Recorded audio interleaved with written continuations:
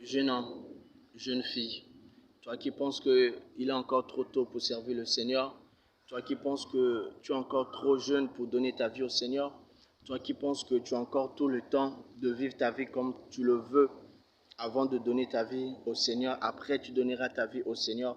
Mais laisse-moi te dire une chose, il y a une réalité que nous ignorons, il y a une réalité que nous oublions, et cette réalité s'appelle la mort. Et quand la mort viendra frapper à ta porte, la mort ne regardera pas ta beauté, la mort ne regardera pas ta célébrité, la mort ne regardera pas ton argent. Et oui, bien-aimé, allons-y à la morgue, allons-y au cimetière, allons-y voir ceux qui sont allongés là-bas et pose-leur la question, où est ta beauté? Où est ton corps que tu semblais laisser dehors pour séduire les gens? Où est ton argent? Où est ta célébrité? Il n'y a plus rien, bien-aimé. Alors la mort peut frapper à ta porte à n'importe quel moment. Ne te dis pas que tu as encore le temps, car le demain, ce n'est pas pour toi. Tout peut arriver aujourd'hui. La mort peut te surprendre à n'importe quel moment, car personne ne connaît le jour de sa mort. Seul le Seigneur le connaît. Et à chaque jour, quand nous nous revenons le matin, considérons c'est comme si c'est notre dernier jour sur la terre. Parce que tout peut arriver à n'importe quel moment. Seul Dieu sait le jour de la mort de tout un chacun de nous. Alors ne te dis pas que tu as encore le temps, bien-aimé. Ne te dis pas que tu as encore le temps. Car tout peut arriver à n'importe quel moment. Car la mort, pour t'arriver, il n'a pas besoin. Lui, il ne regarde pas ton âge.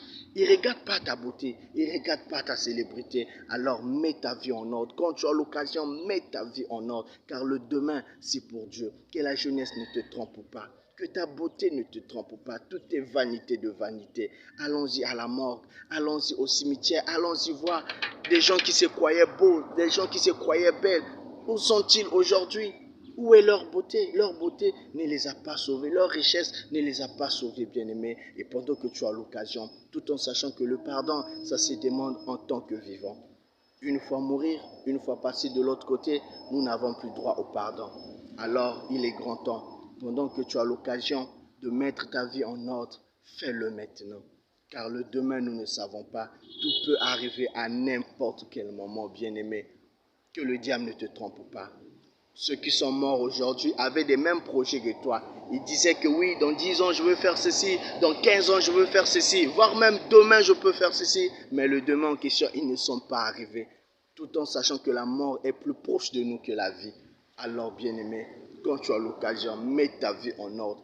Car le demain, ce n'est pas pour toi. Le demain, c'est pour le Seigneur. Tout peut arriver à n'importe quel moment.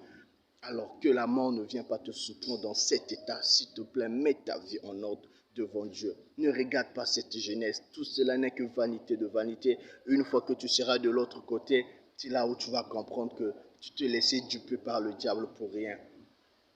Oui, ceux qui sont morts aujourd'hui avaient ces mêmes ambitions de voyage, de mariage, de travail, de tout. Ils avaient tout ce que tu raisonnes aujourd'hui. Eux aussi, ils avaient ça. Mais aujourd'hui, où sont-ils pour réaliser cela? Ils sont morts.